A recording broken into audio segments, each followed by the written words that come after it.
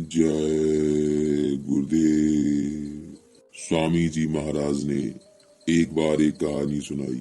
स्वामी जी महाराज ने बताया कि एक राजा के राज्य में बहुत बड़ा सेठ रहता था। उसके पास धन बहुत था। कुछ समय के बाद राजा ने सेठ को बुलवाया और कहा कि तुम मेरे महल में आया करो। सेठ जाने लगे। धीरे धीरे दोनों में बहुत प्रेम हो गया। दोनों में कोई कपट नहीं था। दोनों निष्कपट थे। दोनों का प्रेम बहुत दिनों तक चलता रहा। एक दिन राजा ने सेठ से कहा कि मैं एक चंदन का मंदिर बनवाऊंगा। बात आई खत्म हुई। सेठ ने मन में सोचा कि चंदन की लकड़ी मैं खरीद लूं, क्योंकि मंदिर में तो बहुत चंदन की लकड़ी लगेगी, फिर मैं राजा को दे सकूंगा। यह सोचकर सेठ ने जहां से भी लकड़ी मिली सब खरीद कर स्टॉक कर लिया। इसमें उसका बहुत सारा धन फंस गया।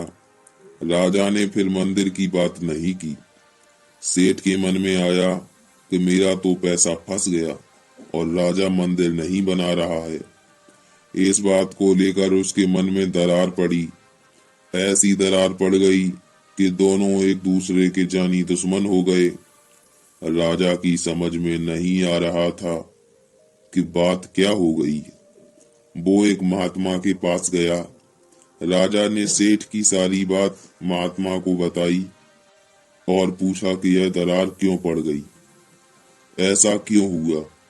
महात्मा ने कहा कि राजन, तुम एक चंदन का मंदिर बनवाओ, लोग तुम्हें बहुत दिनों तक याद रखेंगे।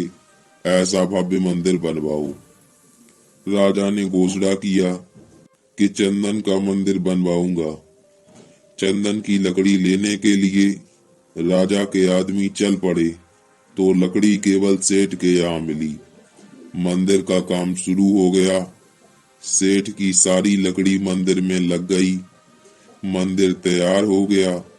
सेठ को उसका पैसा मिल गया और फिर से सेठ और राजा एक दूसरे के दोस्त बन गए।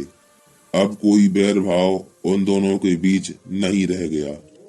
राजा को महात्मा ने समझाया कि देखो, यह माया की छाया है।